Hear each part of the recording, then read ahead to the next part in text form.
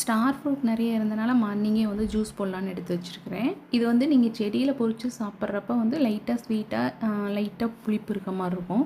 நீங்கள் அதே வீட்டில் கொண்டு வந்து வச்சு 2-3 நாளுக்கு அப்புறம் கொஞ்சம் டார்க் எல்லோ கலர் ஆனதுக்கப்புறம் அது லைட்டாக நம்ம இப்படி அழுத்தினாலே வந்து நல்லா பழமாக இருக்கும். அப்போ சாப்பிட்டோம்னா நல்ல டேஸ்ட்டாக நல்லா ஸ்வீட்டாக இருக்கும்.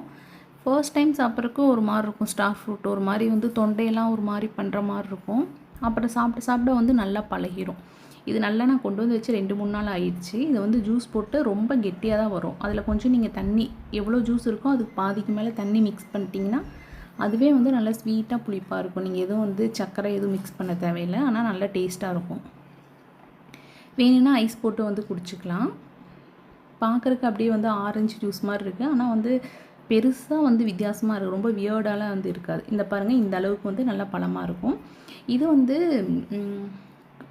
பஜ்ஜி போடுவோம்ல, அந்த வாழைக்காய் அது வந்து நல்லா மரத்துலேயே முத்துனதுக்கப்புறம் நல்லா வெட்டி வச்சிட்டோம் அப்படின்னா நல்லா கொலன்னு பழுத்ததுக்கப்புறம் சாப்பிட்டோம்னா சூப்பர் டேஸ்ட்டில் இருக்கும். மற்ற பழத்தை விட இது டேஸ்ட் ரொம்ப நல்லாயிருக்கும்.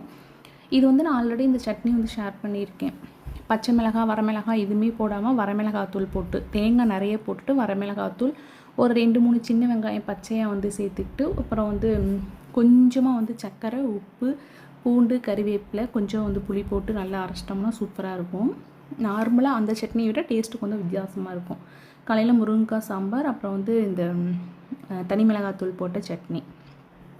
இந்த ஃபேஸ் பேக் வந்து நானாக நிறைய வீடியோஸ் பார்த்துட்டு பீட்ரூட் பவுடரும் பீட்ரூட் கொஞ்சம் நல்லா துருவி காய வச்சுட்டு நல்லே கொஞ்சம் காய வச்சு இல்லைன்னா வெயிலில் காய வைக்கணும்னா மேலே ஒரு துணி போட்டு காய வச்சுட்டு அதை பவுடர் பண்ணிக்கிட்டு அப்புறம் ஜெலட்டின் பவுடர் 2 ஈக்குவல் குவான்டிட்டியில் எடுத்து நல்லா மிக்சியில் போட்டு பவுடர் பண்ணிவிட்டு கொஞ்சம் தண்ணியோ இல்லை பாலோ ஊற்றி மிக்ஸ் பண்ணி டபுள் பாயிலில் அதை நல்லா கொஞ்சம் ஹீட் ஆகி நல்ல ஜெல்லி மாதிரி ஆனதுக்கப்புறம் அப்படி முகத்தில் ஆப்போசிட்டில் வந்து அப்படியே தடவிட்டு அப்படியே நல்லா காஞ்சதுக்கப்புறம் உரிச்சு எடுத்திங்கன்னா அந்த ஹேரும் வரும். அந்த பிளாக் ஹெட்ஸு அந்த ஒயிட் ஹெட்ஸ்லாம் இருந்துச்சுன்னா அதுவும் வந்து ஒன்று வரும். இது என்ன பண்ணணுன்னா நீங்கள் கொஞ்சம் ஆவியில் வந்து முகத்தை வச்சு அப்படியே நல்லா வேர்க்கிற மாதிரி நல்லா வந்ததுக்கப்புறம் அந்த இதை அப்ளை பண்ணிங்கன்னா இன்னும் சூப்பர் ரிசல்ட் இருக்கும்.